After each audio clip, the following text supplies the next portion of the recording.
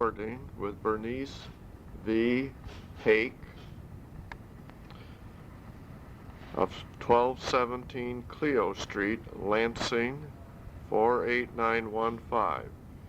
Bernice's phone number is 371-4326. The recording was made on June 12, 1990 by Jim Walkinshaw at the Oldsmobile History Center at 4000 North Grand River in Lansing. This is tape number 1 of 2 tapes. Okay, Berneice, if you could just start us with your name and your address and your phone number, if you would, please. Berneice Leifheit Hake. Okay. How do you spell Leifheit? Leifheit. Okay. And of course, Berneice has the E before the I. All right. 1217 Clio, Lansing, 48915. All right. Phone number? 371-4326. Okay. Then if you could just kind of go back to the point where you started and bring us forward from there. Sometime in February of 1935 was the first time that I was there, and I worked in the traffic department, I think. Okay. That's what it was called, for Joe Belisle and Don Whitmore. All right. And traffic was the railroad section of how we dispersed cars from Oldsmobile. All right. And I typed bills of ladings all day. Okay. And I think that after identifying the railroad car by number and road, then I had to identify each car that was in that, each Oldsmobile that was in that railroad car. Okay. By what two numbers? There would be a serial number and Maybe a a motor number? motor number. Yeah. There were two numbers that I had to type all day long. There were numbers that, Wow. and Don't happen to remember how many automobiles fit in a railroad car, do you? I want to say 5, but Okay. I wouldn't swear to it. And of course, now they have different lengths of cars. Oh, yeah. But I want to say about 5. Okay. And I think the one thing that has always stuck in my mind is the desk that I used. Okay. It was a half of one. Oh. There was only one set of drawers on the Okay. right side, and the typewriter was bolted in the middle when we brought it up. Oh, it went down underneath It went the down top? under, yes. Oh, my goodness. And, okay. Was that an old manual? I assume that was a manual. Old manual typewriter. And I think it was an Underwood. Uh-huh. And a man by the name of Babe Corwin Oh, sure. checked my work. When he didn't, then Bill Stratz. Interesting. And now those are the only two that I know. Mhm. The rest of them have just dispersed. Yeah. And then another thing, we all had to punch a time card in those days too. We were all hourly, were you? No, Or were we you were salaried? salary. Okay. Salary. And when I should have backed up to the first time that I came in there, I think I was maybe a week, 10 days, down in the basement, and we collated by hand. Oh. There were probably 6 or 8 of us, Mhm. and we walked around that great big conference room table, just And you had piles of paper that you pulled out of? and That was called the circularizing? circularizing. That Okay. was it. Yes, Mhm. and then as we went out onto a job, there were fewer of us until Yeah. someone else was hired. So that was kind of the starting place That's the for starting most? place. Was that for most clerical people Yeah. or for most ladies? There were only ladies when I was Only there. ladies. Mhm. Okay. And Now, there could have been. I don't know. And if there was an employment office, I don't remember where it was. Okay. And it was in the basement, about the southern part of the building. Where was the traffic department? Do you That remember was up on the second floor, All right. on the south part. All right. And then right across the hall from that, I think it was called Car Distribution, and that was under this Mr. Tafey and Mr. Griffin. Okay. And that was the part where they were either hauled out. No, they didn't have trucks then, I don't Okay. think. No, they went out to the warehouse, and people came in and got driveaways. Most of the cars then went out by rail in those days. Yes. And then, of course, the last year that I was there, I can't remember, but I think that I was laid off for 2 months every summer, because back then there was the model change. Okay. And I know that I was one of 2 people. Edna Mallet, you wouldn't have. She and I would be laid off for a couple of months. And that was just kind of standard operating procedure? Yes, but during the changeover. Okay. I came back a couple of weeks after Oldsmobile went back to work. And then in 1938, Edna and I, that summer, we had to work a half a week, 2.5 days a week. Did you alternate or Yes, something? Or? yes. 1 week I'd work Monday and Tuesday and Wednesday morning, Yeah. and then the next week it would be the last of the week. And that was, why was that? Why? Yeah. Well, that's during the Depression, Okay. really, and So that was a way of of spreading the work around, so to speak. and keeping us as long as they could. And then that's when the people were laid off for less than 5 years. Married women were laid off with less than 5 years seniority, and So the married ladies got with less than 5 years seniority were asked to leave, so Mhm. to speak. It wasn't a quit, or it was a layoff? No, I think it was a layoff, Okay. and then we just were not called back All until right. the war Okay.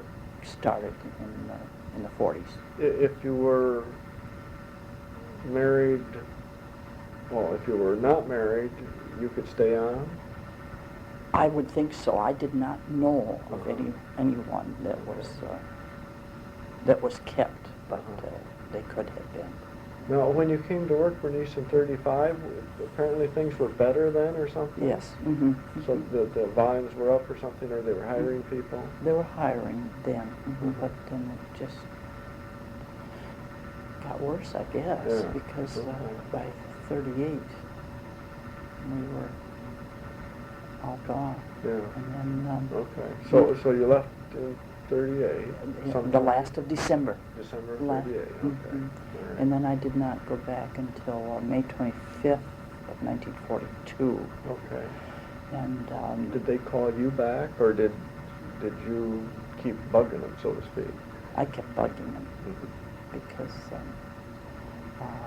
one of the things, too, that I should say is that I really liked working at Oldsmobile. Mhm. That I liked the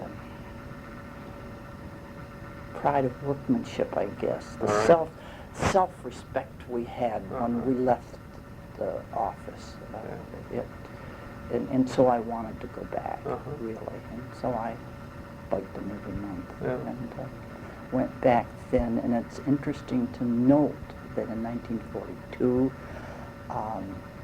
although there were females in different areas of the hourly role, I was the first salaried out in the shop area. Oh, really? In the office, yes. And I replaced a man by the name of Ray Brown Okay. in the 90mm tube Okay. department.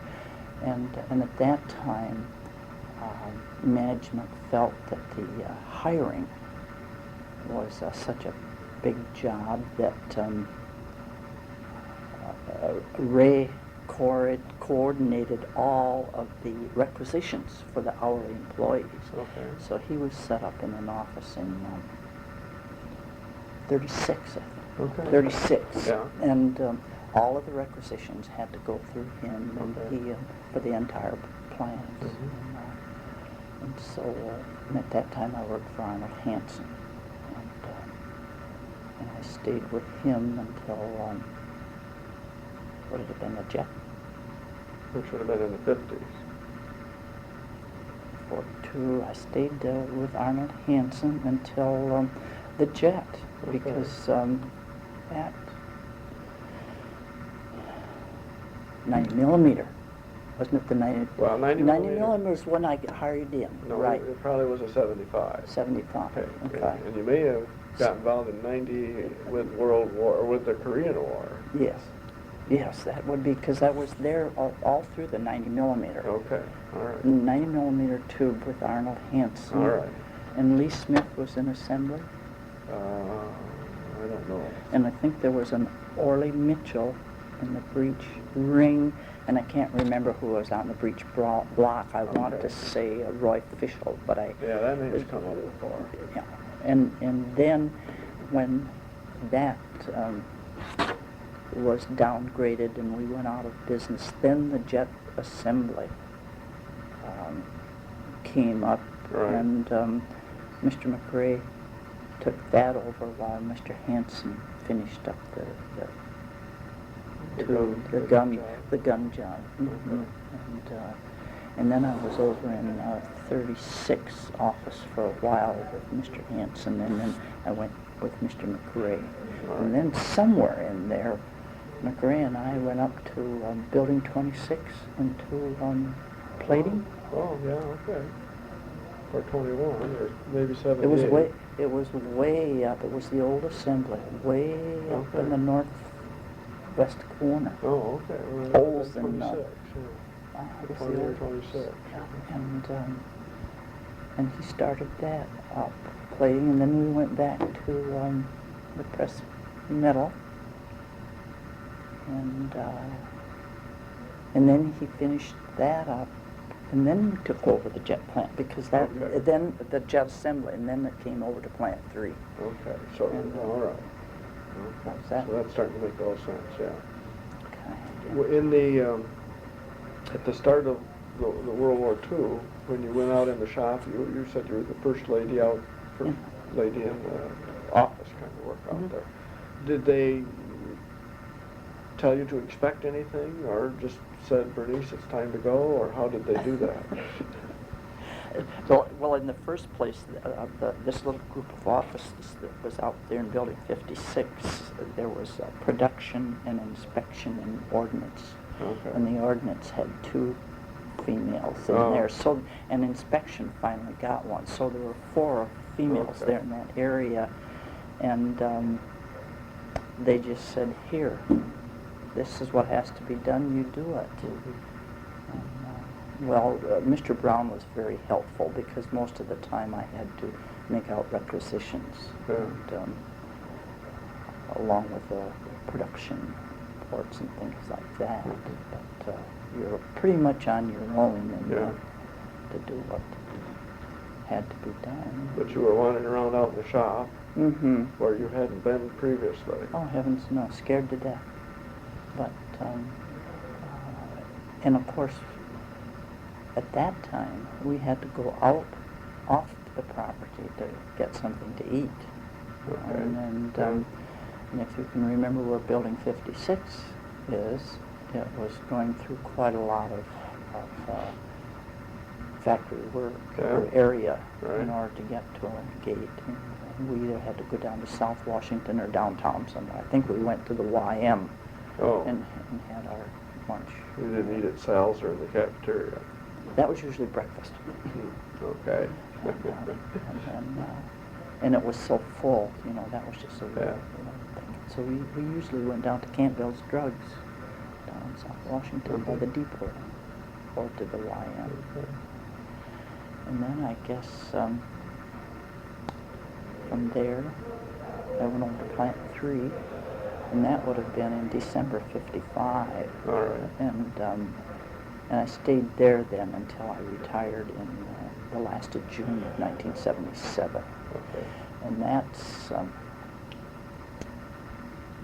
I was back up on 26 in the plating plant. Isn't that in '47? Isn't that when we had a strike? Right after the war, the big strike. Mm-hmm. That was in, let's see, is that 46? I don't remember. 46, Yeah, 47. somewhere in there, we had a very long. Long strike. Yeah. Mm-hmm. And it, for a while, we sat at home, each of us, and then I reported to work at Sober. Yeah. Had an office Uh-huh. there, another old manual Yeah. typewriter, and I don't remember how long we were there.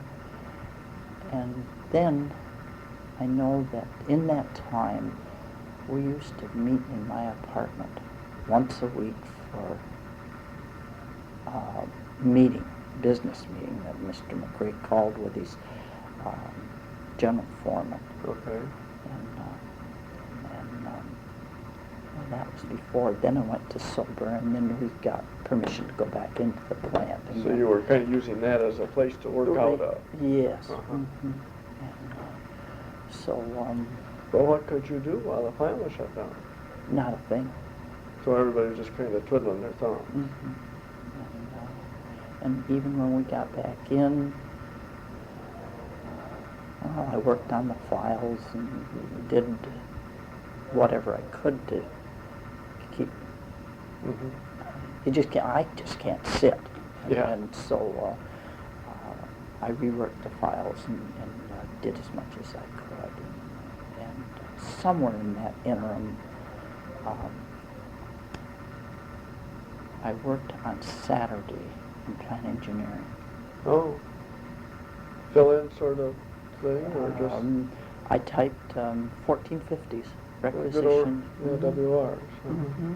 And all day long on Saturday or Saturday morning, Mhm. whatever they wanted. And that lasted quite a while, I guess, all of a winter, all of pretty much of a year.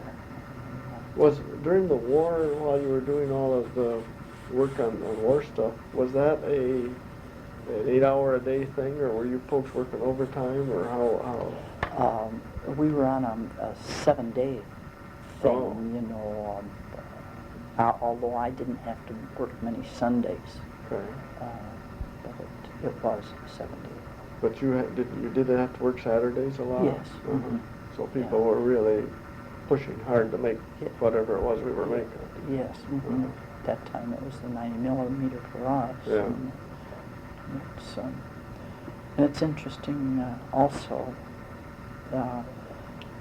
somewhere in that interim, Oldsmobile management became safety conscious, because my desk was right smack in the corner, and right across the aisle was a great big, long 90 millimeter tube machine that bore out the. Okay, yeah. And I don't know what happened, but all of a sudden, when a finger truck came along toward that tube machine, it wound up and pushed my desk back about a foot. Oh my God. And so shortly after that they put up guardrails in front of all of the offices and along with the dangerous spots and painted the. So it's, and then as I said, it came over to Plant 3, and there again, that was different because the building wasn't all completed, and Mr. McRae was out in, his offices were out in the plant there too. The front office hadn't been made yet? No. Oh, okay. And a Phil Cartwright was on plant engineering. Oh, all right. and then when the front offices finally got built so that we could all move in, then the service department and sales and service, and there was an accounting department there. It was pretty well self-sufficient out there. And shortly after that, a cafeteria came in.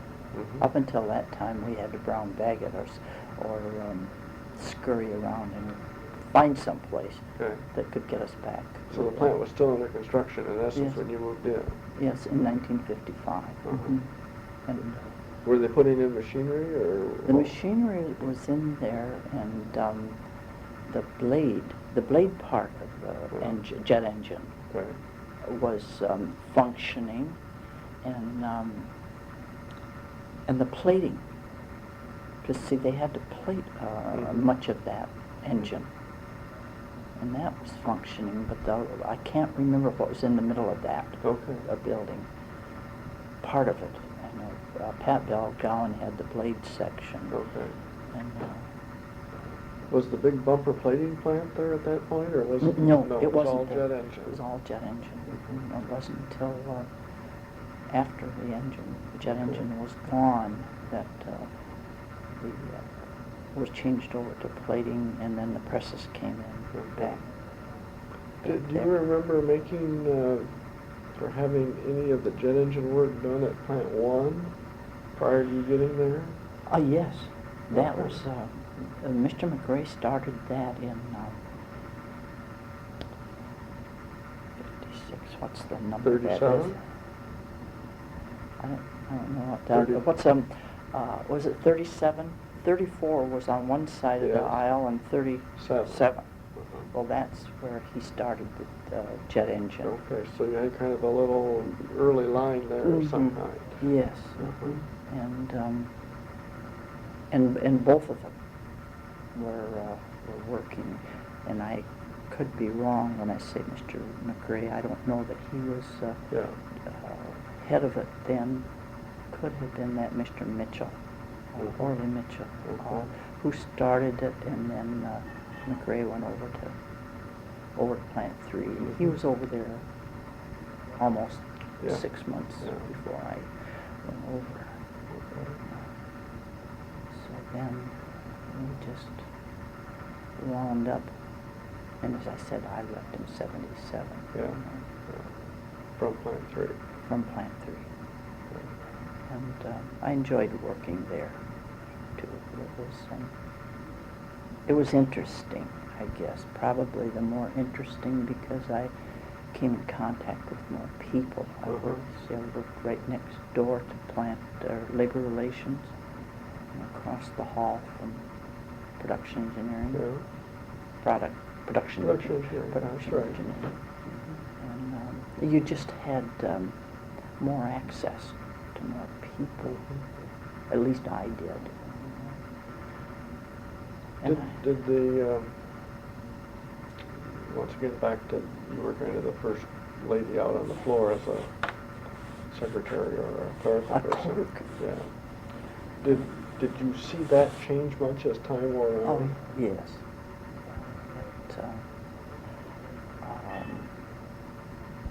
Women were more easily accepted as time went on. I don't know that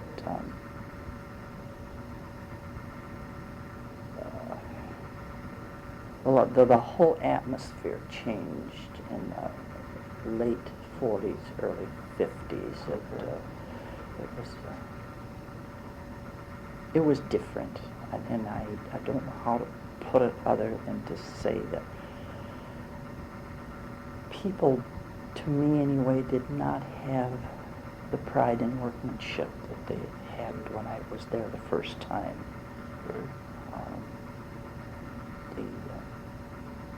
It was just a job to do, and let's get on with it and get on home to the fishing. But I could have been wrong, but to me it did change. That sense was there. Yes, and it got more so as time went on. I hope they're back to pride. Whatever I read in the paper, they seem to come up with that. Yeah.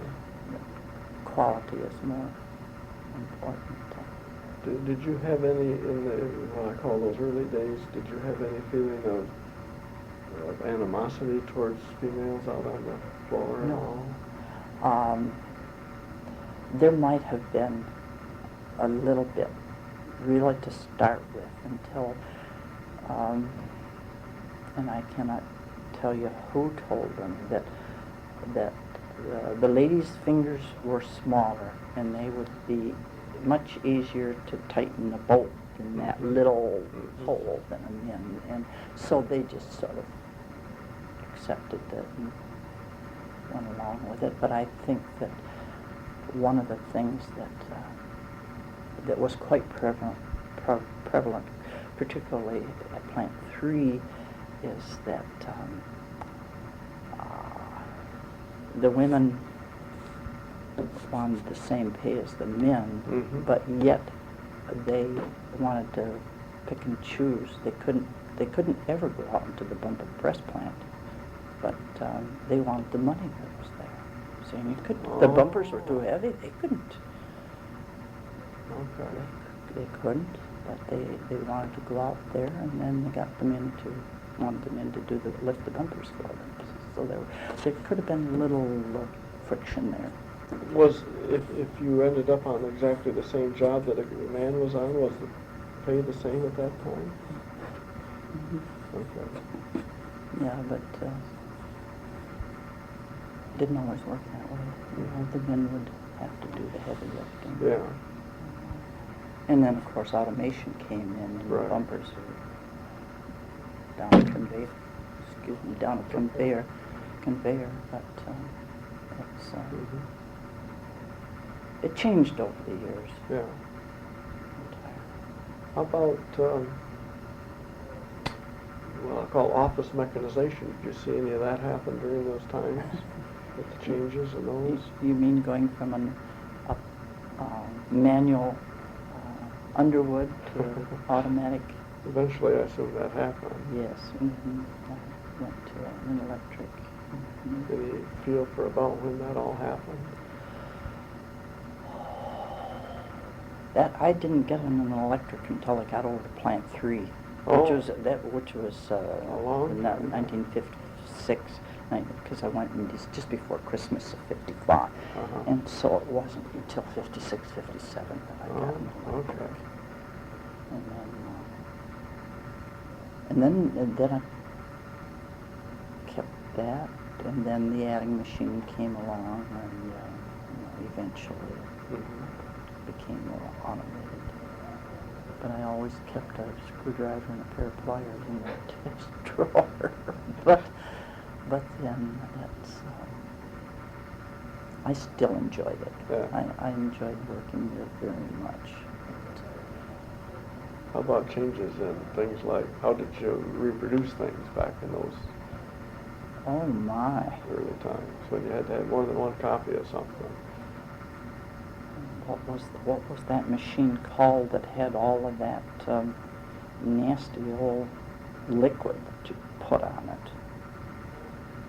Didn't get the Xerox machine until. You're thinking of Multilith or? Yes. What did they call it? Ditto? Ditto machine. Ditto machine was the first one, and I think that was a used one that came out of the supply room. So when you had to print multiple copies, you used one of those things?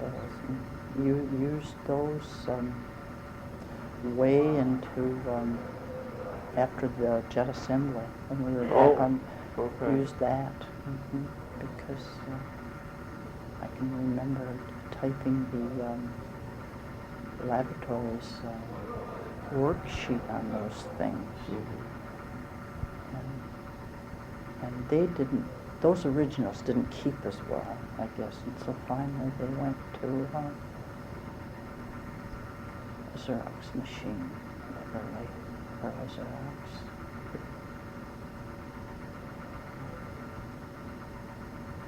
So How about bosses? Can you describe them at all? How they managed, how they did things over those years? I didn't have too many. Like Arnold Hanson. Arnold Hanson was an exceptionally nice man, easygoing. Took him an awfully long time to get upset over anything, and even then you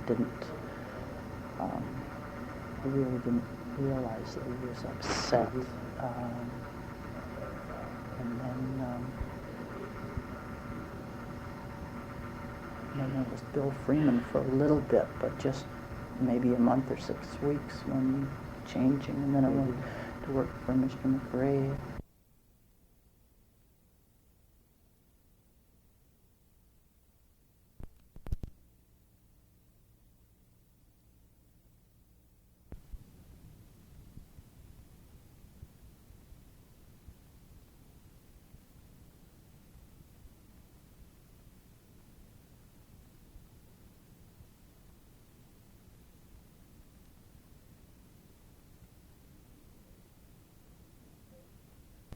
Okay, Mr. McRae.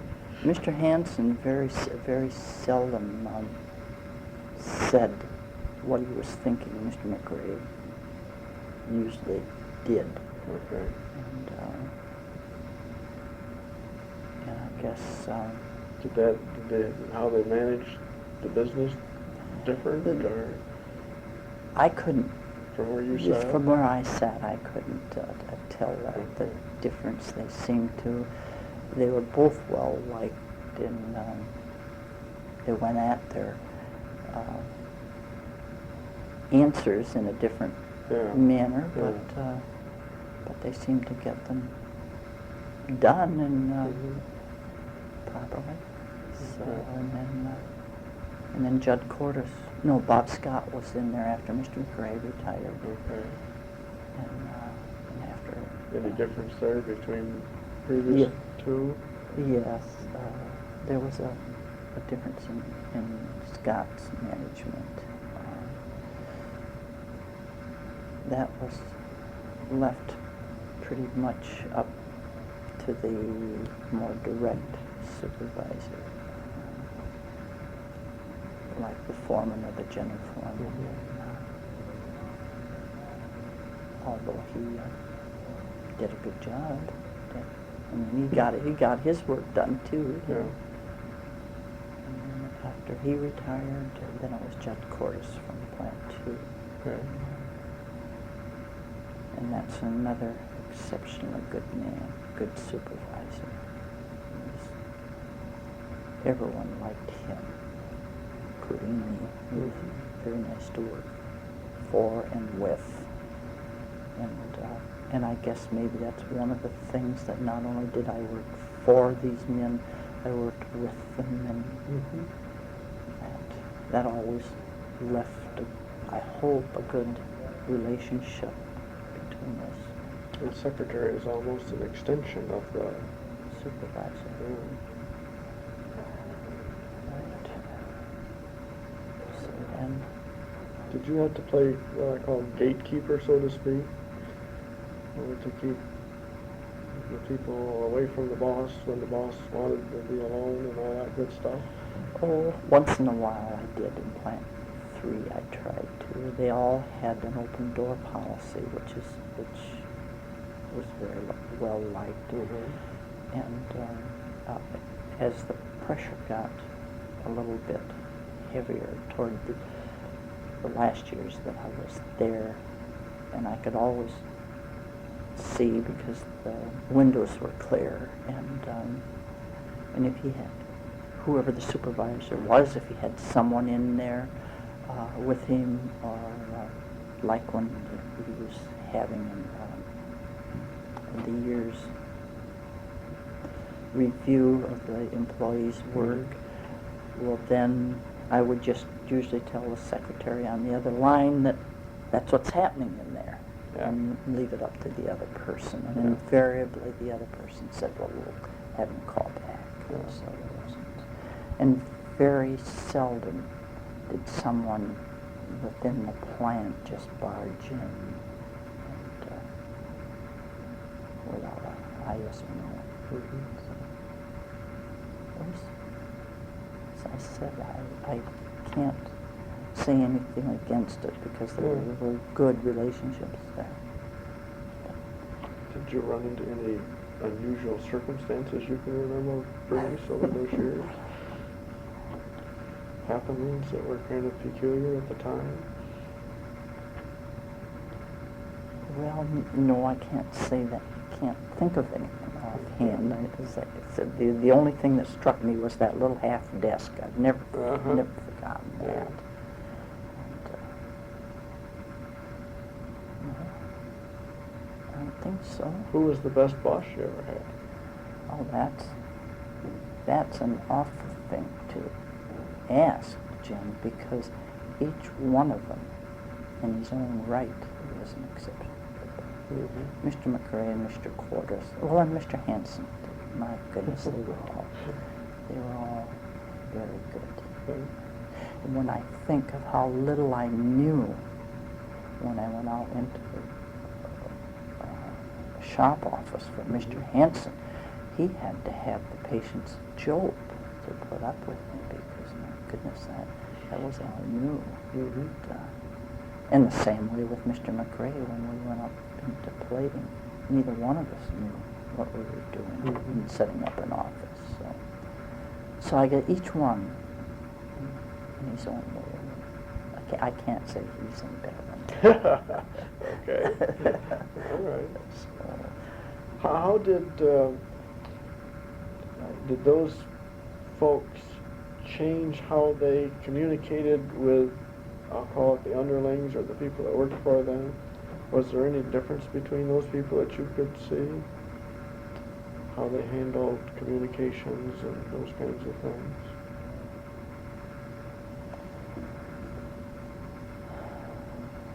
probably not. If there was any difference, it would have been between Mr. Hanson and Mr. McRae. And then again, Mr. Quartus was an entirely different, although none of those people liked to write letters. They would rather tell the person to his face what they would like. And then of course there was Mr. McRae and Scott. I guess they were both. Scott worked for Mr. McRae, so he would do things pretty much the way Mr. McRae did. But it's one of the things I did very little letter writing because they just wanted to tell the people. So. Did they have weekly or daily get-togethers, or how? Later, they had a weekly meeting, I think. After the jet program, and went back to automotive, then the meetings got a little more prevalent, and they probably started out once a month, and then they'd get down to one. Well, they had to be one every week because, particularly in automotive, because they had to know what they were going to do in the bumper plane, in plating. And they had to know what the weekend schedule was going to be. Yeah. Because at that time, we were pretty much on 6 days. And even if we weren't on 6 days, the weekend schedule had to be there for repair work. So. During the jet job, did we have ordnance people around the plant at that time, or yes, that sort of thing? Yes, there was, and Leifheit, Mr. Leifheit was. What did they do? Do you know? Well, they had to inspect all of production's operations, work. After our own inspection department got through with it, they had to do their own little thing. I didn't mean it that way, but they had to do what was required of them by the government.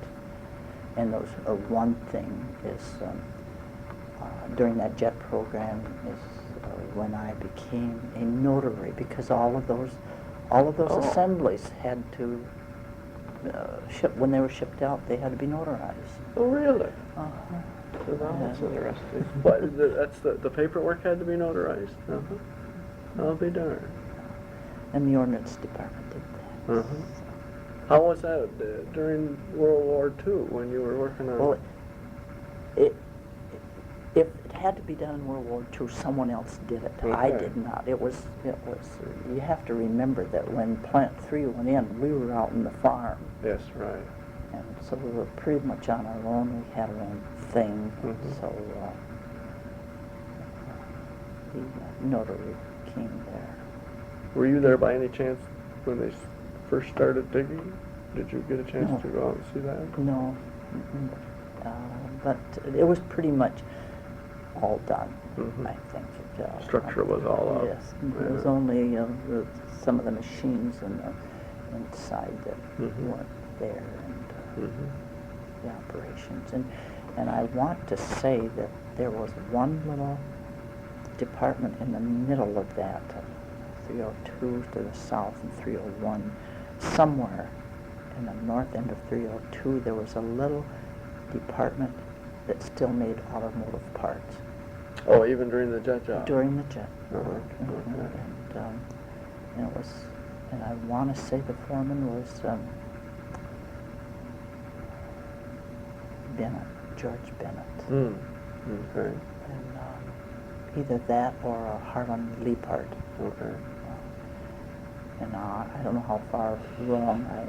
It's in okay. that. Better memory than I've got on it. Well, no, wouldn't say that. But anyway, as far as my work there is concerned, Jim, I just cannot say how glad I am that I had the opportunity to work there. Mhm. I might get upset with them once in a while, which I guess is normal, but just have to say that I'm not sorry. Mhm. And I have to say this, that although I had 1950, let me see, I had a, what did I have? That little thing with a rear engine. Well, Corvair? I had a Corvair in Mhm. 1960 that lasted me for 9 years. Mm-hmm. And then I went to a Nova, and that lasted me for 7 years. And then when I retired, that was my retirement gift to myself, and I bought a 77 Cutlass Supreme. Mm-hmm. And that was a beautiful, just a beautiful car.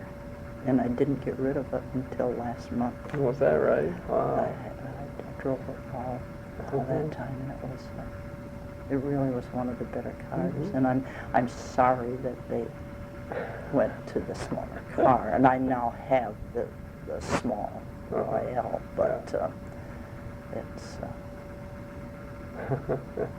Things do change, don't they? yes, they do. Not only people. Right, right. Anyway,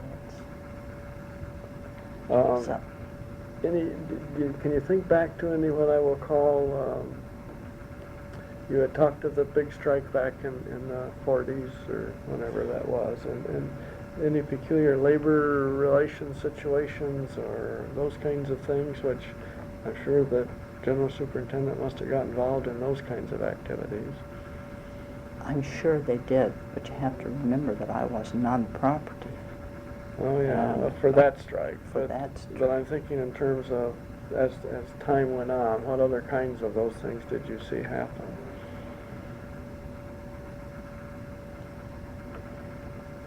Well, just the attitude of the people, and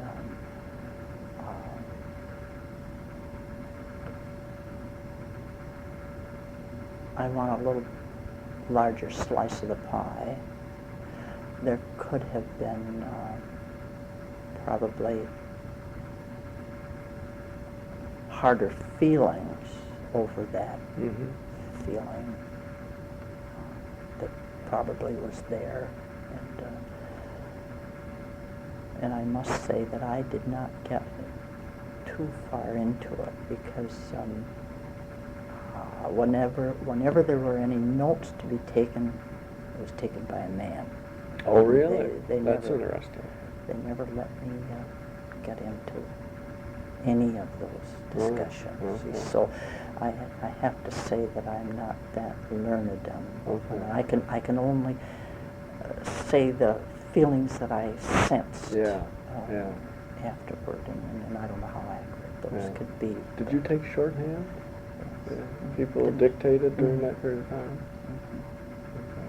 But, But they didn't use you as a minute taker or No. that sort of thing?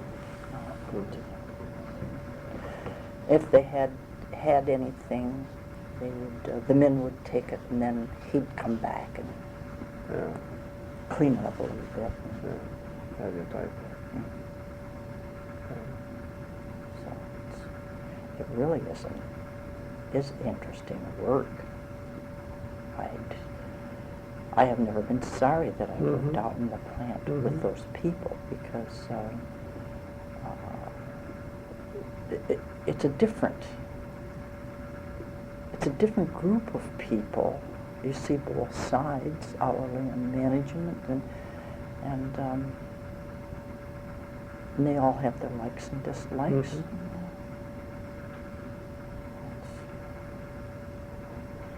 Did any of your, what I call compatriots that were in other office jobs, did they, bad words probably, but look down their nose at a person that works out in the shop? Is that apparent in any manner? And I don't think so. Okay. If it were there, it didn't last long. All right. Because for one thing, they realized that that person out there across the wall was making twice as much money as they were. Mm-hmm. And, in fact, after, I don't remember when that was, in the 40s when we went back to automotive, Mm-hmm. one of the girls in Building 62, and I want to say hourly payroll, left the salary roll, and she says, I'm going out to the hourly roll for 3 years, and I'm going to quit. And that's what she did. Because of the money? Mm-hmm. Mm-hmm. She left the state, I don't know. Mm-hmm. But, so the feeling didn't, and when the salaried, certainly the girls that I worked with, when they got to know the people on the hourly roll, then they began to realize that after all, that's another human being, no different than I am. The blood's just as red, you know.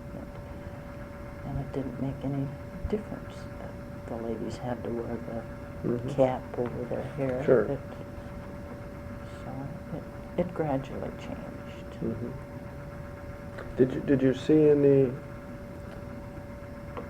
feelings between people that were working in the administration building and people that were working in the shop, office conditions? Were there kind of any relationships there that were apparent between what I call the salary folks who were in 70 versus the salary folks who were out in the plant?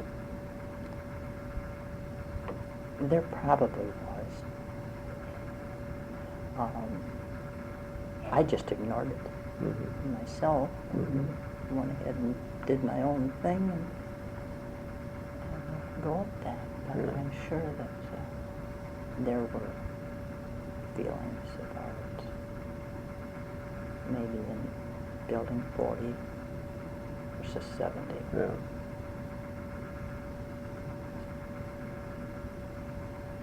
For the most part. Mm-hmm.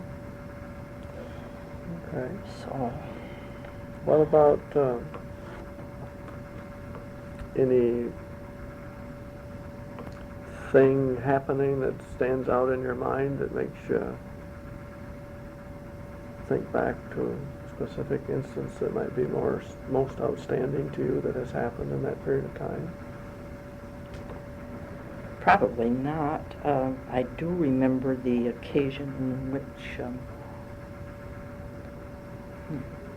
when did we get the flag, the General Motors, the excellency flag. The big E? The big E. Oh, yeah, during World War II.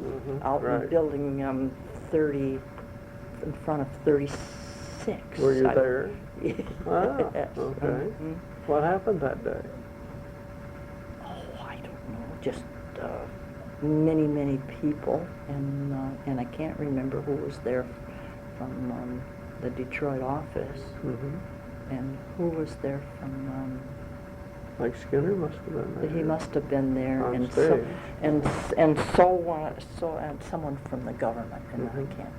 Were there speeches? Yes, speeches, Oh, yeah. and just quite a to-do. A lot of folks? A lot of folks. Maybe Oh, I don't know. Well, they were all hundreds or over. thousands? Hundreds, because they were employees. Okay.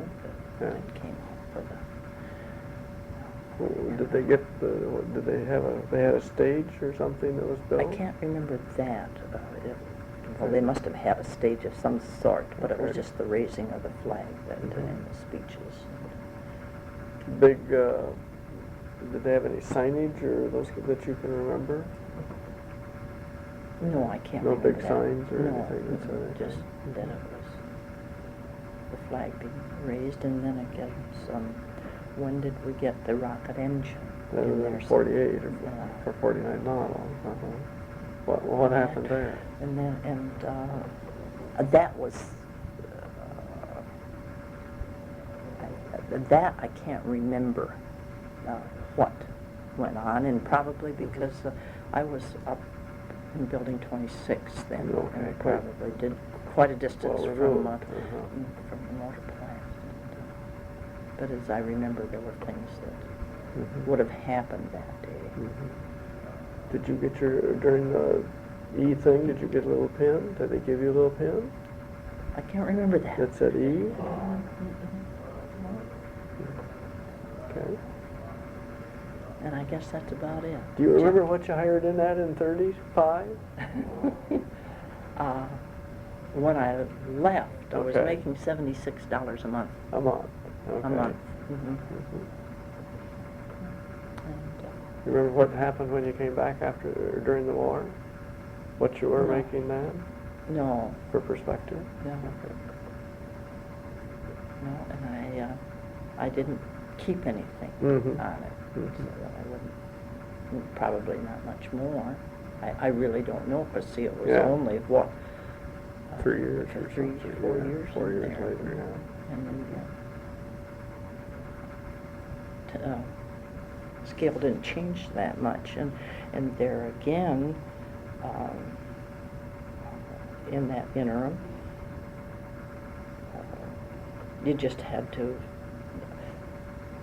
Mr. Hansen said, "Well, there are the files. You do something with them." Mr. McRae said, "There are the files. There are the blueprints. Do something with them." So it's- You're on your own. yeah, and it was learn as you go, Yeah. Okay. and I can't knock that. Yeah. Well, Berneice, I think, where was the big sit-down strike in 30-something or other? Were you there by any chance when that happened? The GM, when the union was forming during the mid-30s, there was a No. big sit-down strike. No, I wasn't there. 35 or 36. Must have been just before you Just came. before I came. Mhm. Because the only one that I can really remember is the one in the 40s. And Okay, the one right after the war. Yes. Yeah. And that seemed like it was forever and a day. Yeah, well, it was, I think, the longest strike in GM history, 120 days I or was going 40 to say days or 3 something. months, wasn't it? 3 or 4 months Yeah. It's a long time. in the winter. You're right. Started in November and didn't end until March or March. something, And if I'm not mistaken, that's the period in which I started working in plant engineering on Saturdays Mhm. during that strike. Yeah, you were also with Howard Solberg during that period Yes. of time. Mhm. Okay. Did you have to do errands for bosses? Go out and see Joe Small out here? No, I didn't have to You didn't do have that. to do those No. kinds of things. The most that I had to do was to go from, most of my time was spent in building 56 in the Mhm. main plant. Then I'd have to walk over to building 60 after my own supplies. Oh, they didn't deliver. No, not until till way, way later, and Okay. just before I came over here, or over to Plant 3, that they sent the supplies out by the mailman Okay. who, at a station line. Mm-hmm. And I didn't get my exercise in then. So, but, Didn't have to take a company car and I didn't go have do to. things and. No, it wasn't until I got over to Plant 3 in Mr. McRae's later life, Mm-hmm. the life span of working, that I didn't even then. He gassed his own car. It wasn't until Mr. Okay. Cordes was there that I sometimes did. Mhm. Most of the time, the men did their own thing. Okay. That's interesting. See, what else could we ask?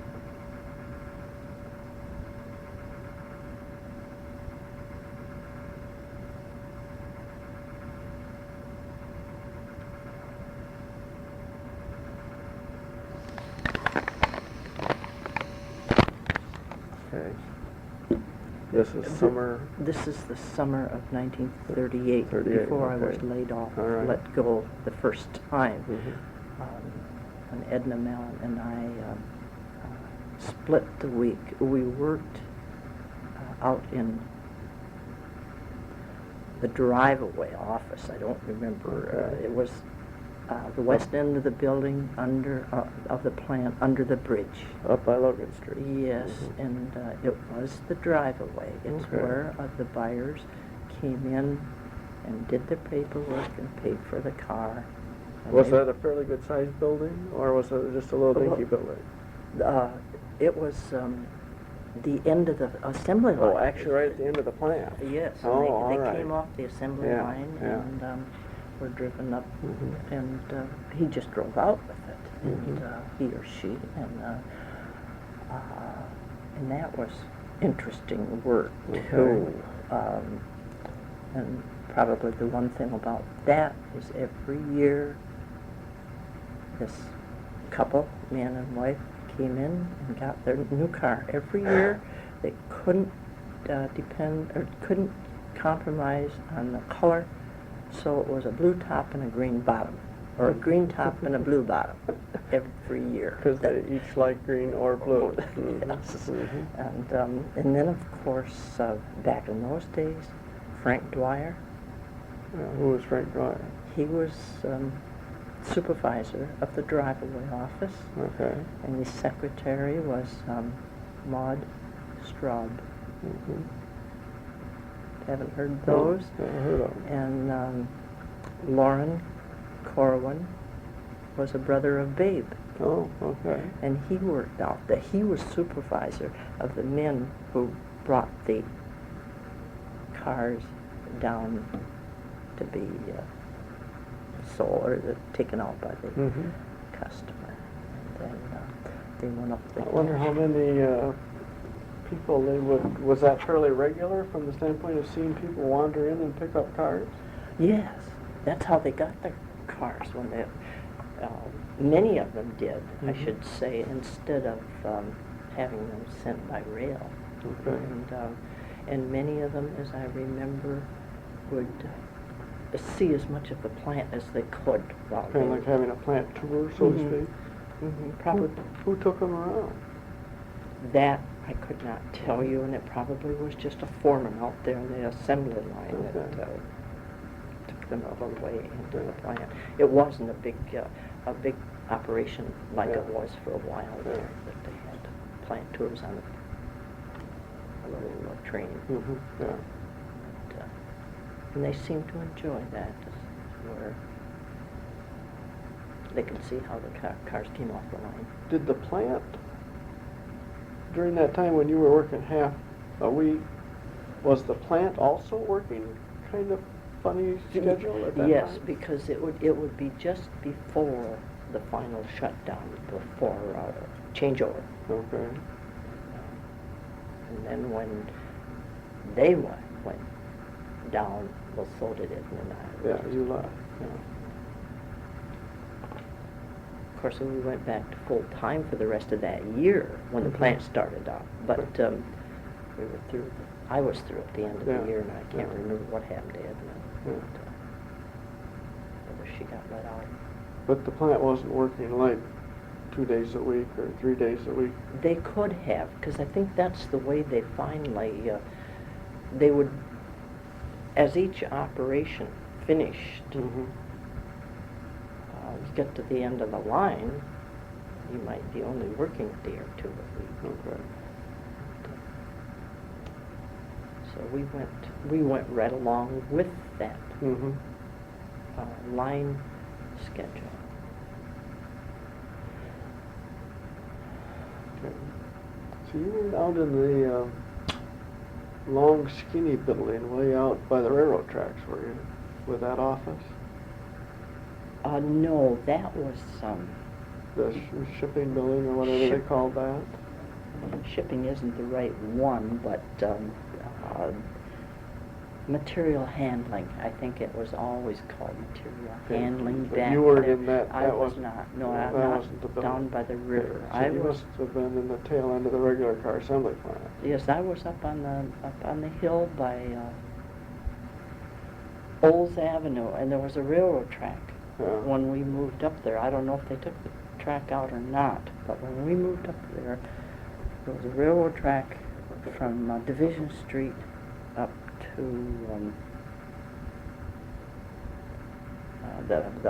the bridge. Yeah, it went And- down and around under the bridge? Yes, Mhm. there- somewhere in there. Yeah. Mhm.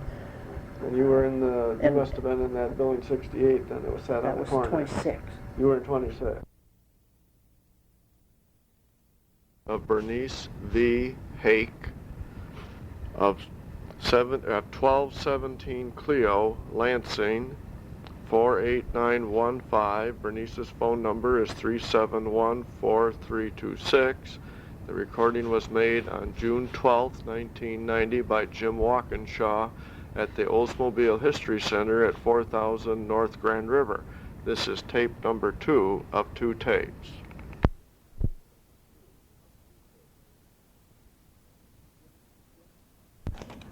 Okay, building, Building 26 was the old final assembly. Yeah. And then Building 68, as it is today, became the drive-away. That's Okay. where the people had to go okay. to pick up their cars. Is that where you were? No, I was You never weren't in there. that. You weren't in that. No, that came after I came over to Plant 3, Okay. I think, because Alright. the 26 was right smack on the corner, Mhm. and the end of final had to be, would that be 21? Well, at that time it probably would have been 16. Well, it C. could have been 16. I don't know that Yeah. 21 Was sort of a start. 26 was on the corner. Yeah. 21 Just a little bit was south of where, it. yes, and that's where plating originated. Yeah, and the press one. 2178. And then 16 must have been What- the what- old what- drive-away, the what- assembly. Was the old assembly plant, yeah, right. And they drove out off that. Okay.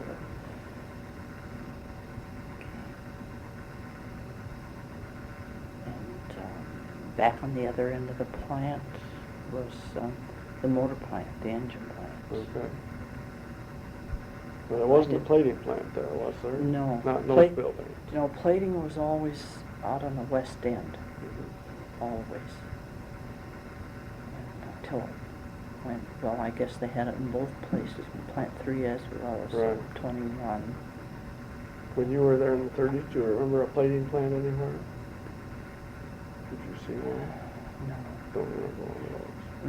No, because it didn't start up until Okay. But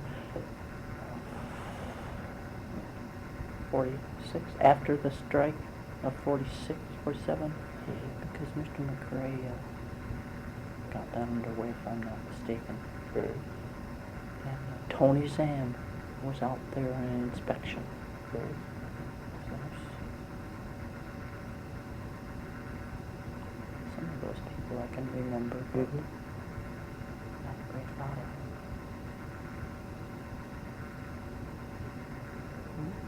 Okay. them. Okay, Anything else that's all I can think of, probably. that you would like to share with somebody? Somebody's going to listen to this. Sure. Okay.